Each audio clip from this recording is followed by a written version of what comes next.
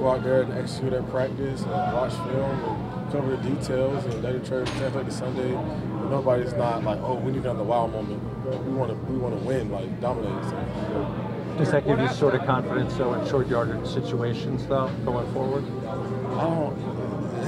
This must have been the best play I've ever seen in y'all life. Because, I mean, we just executed the play. It worked, and we always have confidence. Not because one play went for a touchdown, we don't have confidence. I mean, defense get paid too. Sometimes they're gonna get the best of you, sometimes you will. So that's just football. Derek, related.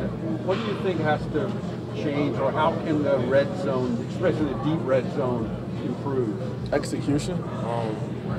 Us just executing, us being better. It all ties in together. I think it's just us focus on it and getting better at it, letting the results show. This has been executed. This has been our style of play and the result that we want.